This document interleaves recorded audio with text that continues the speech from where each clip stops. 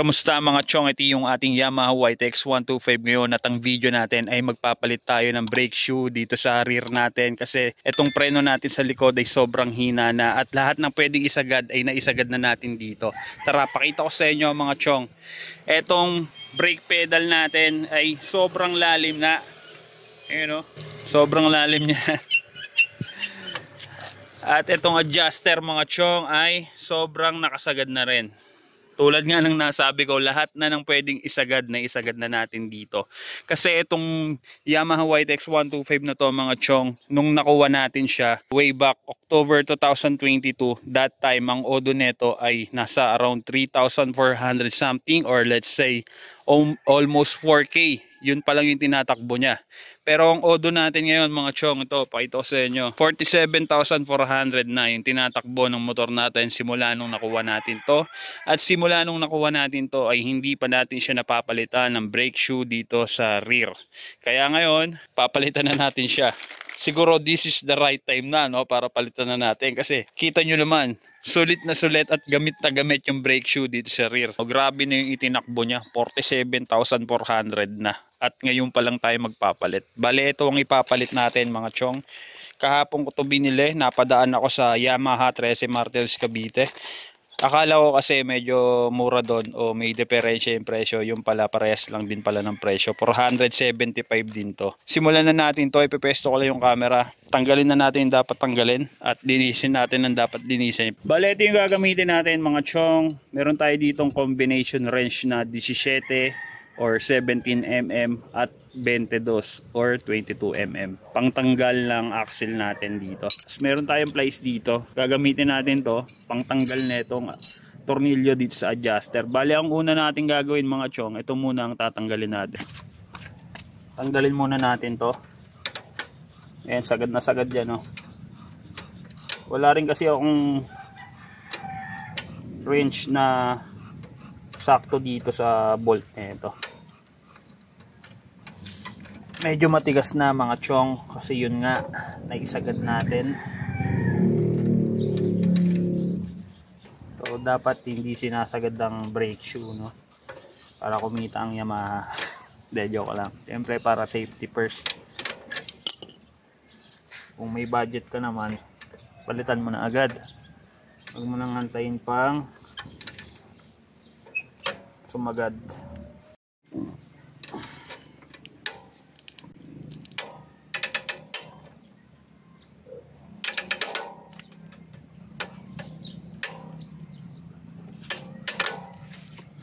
So yun mga chong, pinipilit kong tanggalin to at sobrang hirap niya tanggalin, na stuck na, and sa tingin ko parang na lost thread na yung thread na ito at bumilog na nga rin to itong bolt niya dito. Sobrang hirap niyang tanggalin mga chong. So wala tayong no choice kundi bumili ng bagong brake rod.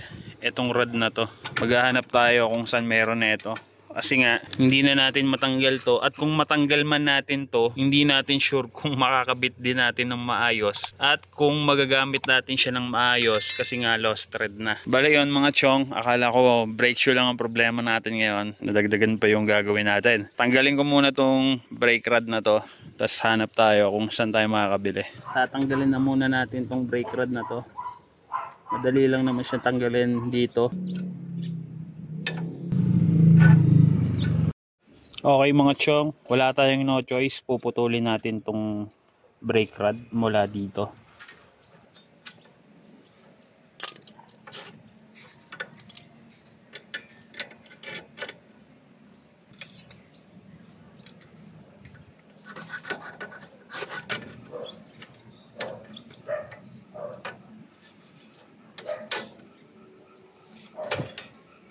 Okay na mga chong, naputol ko na. Ginitlingan ko lang tapos yun ginamitan ko ng plies. Medyo mahirap din siyang putulin. So okay na. Natanggal na natin itong brake rod mga chong. Ayan o. Lost thread na rin kasi tsaka sobrang hirap niya tanggalin. Kung matatanggalin naman natin to, baka mahirapan din tayong ibalik. Kaya kailangan natin bumili ng bago na ito. So bili muna ako na ito mga chong. Hanap lang muna ako. Tapos yun, diretso gawa na tayo. Alright mga chong, pagkatapos ng matinding paghahanap nakakita na tayo at nakabili na tayo ng brake rod na pamalit dun sa stock brake rod natin dito sa ating Yamaha YTX 125. Bale, ito yung pinakamalapit na kasukat ng ating stock brake rod. Medyo ano lang siya, medyo mahaba lang ng konting-konti, pero siya na yung pinakamalapit sa lahat ng pinagtanungan ko. Meron kasi akong pinagtanungan kanina, mas mahaba naman yung thread niya malayo sa thread nung stock, hindi rin natin magagamit ng maayos yun. So eto, goods na yung ating pamalit ng brake rod. Ayan, so yung pinakamalapit sa stock ng YTX 125 na nakita natin dito sa area natin. Bale, itong brake rod na to ay pang smash. Ito mga chong, pang smash siya, pero siya yung pinakamalapit na pamalit dun sa brake rod natin. So yun mga chong, back to reality na tayo. I mean, balik na tayo sa paggagawa nito. Mamaya natin isalpak yung brake rod. Isalpak muna natin yung brake shoe. Ito, kabit muna natin to. Tanggalin muna natin yung mga dapat tanggalin dito. Alright mga chong, ang next naman natin gagawin, tatanggalin natin yung axle nito. Etong bolt na to, tatanggalin natin yan. Simulan na natin para hindi na tumagal.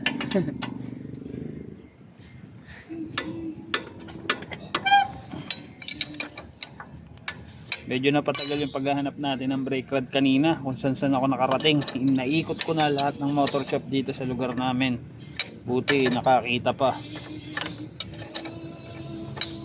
Kung hindi tayo nakakita, di wala tayong no choice kundi umorder sa Yamaha.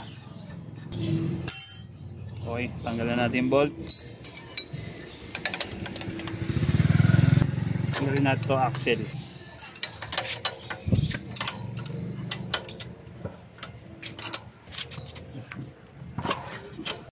Pagkatanggal natin ng axle o ng ehe, tanggalin natin tong kadena.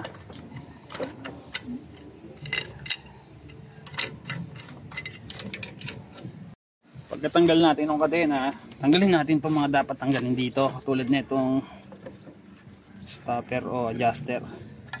Tabi lang natin. Itong spacer, tabi lang natin.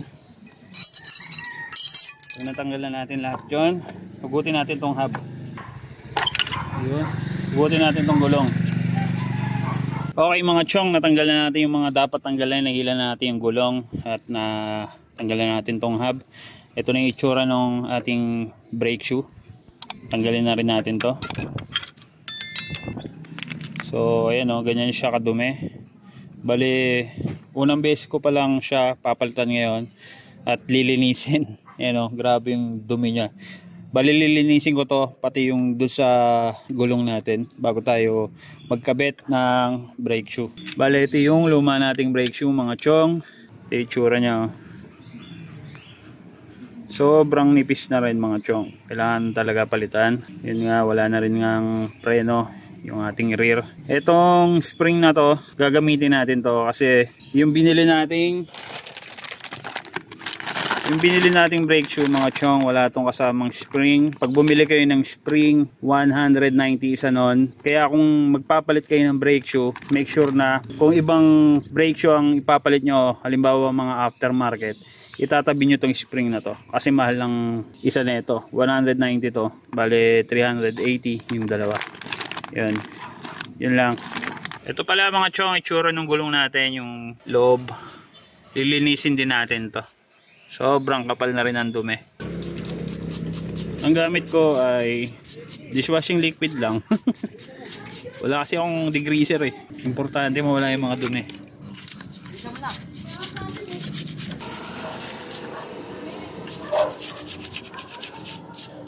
Padlaw na yan, pagkagal niya.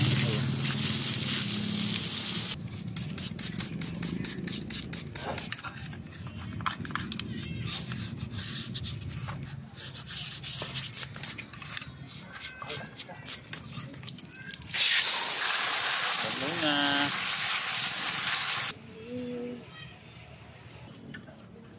Oh, di ba? Parang brand new na ulit mga chong.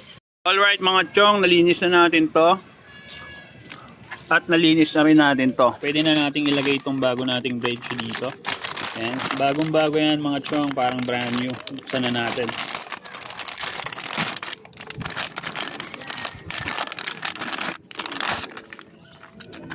Ito yung isasalpak natin mga chong, 475 yan. Original brake shoe ng Yamaha. Then kunin natin yung spring na ito kasi ito yung gagamitin nating spring para dun sa bagong brake shoe natin. So pagkumparahin muna natin yung bago at yung luma. Ayan. Ayan yung pagkakaiba ng kapal niya. Sobrang nipis na nito. Nakakapit pa naman to kaso sobrang hina na rin. Kaya kailangan na rin talagang palitan. So kunin natin yung spring na ito. Ito na yung spring. Punasan na natin to para kabit na natin dun sa bago nating brake shoe. Alright. Kabit na natin. Bali kung paano natin siya tinanggal, ganun lang din natin siya ikakabit. So ganyan ang magiging itsura niyan. Kung paano siya tinanggal dun sa luma, ganun lang din ang pagkabit sa bago. Tapos okay na. Pwede na natin siya ikabit dito.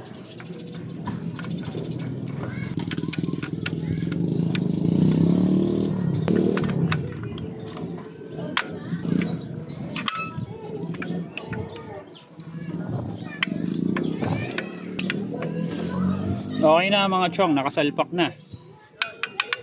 So, make sure lang na lapat siya.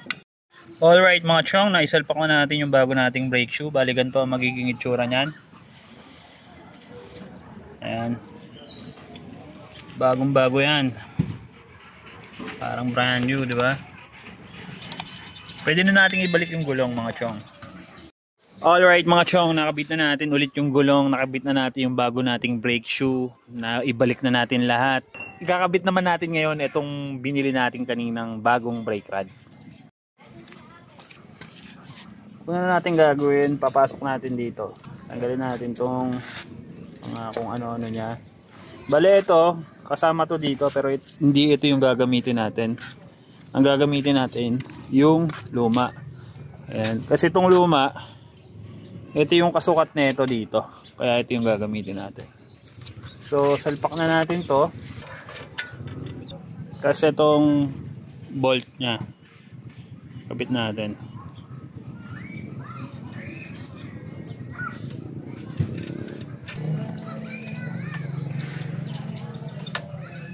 Balik natin yung lock na itong brake rod dito sa part na to.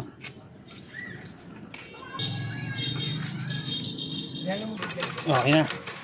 Okay mga chong, naikabit na natin yung bago nating brake shoe, pati yung bagong bili natin na brake rod. Bali maikli lang sana tong video na to, no? Kaso nadamay pati yung brake rod. Brake shoe lang dapat ang papalitan natin. Pero yun nga, na-stuck na yung brake rod natin kaya na-lost rod. Kaya pinalitan natin ng bago. Ang pinalit natin ay pang smash. Bali yun ang pinakamalapit na kasukat ng stock brake rod ng ating Yamaha YTX 125. Medyo mahaba lang ng konti itong brake rod ng pang smash, pero konti lang naman.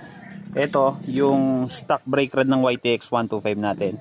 Itapat natin dito sa bagong brake rod na kinabit natin para makita natin yung diferensya. Bale ito mga chong, nakatutok na yan. Ayun yung diferensya ng haba niya, konting-konti lang. Bale siguro wala pang 1 cm to yung haba niya.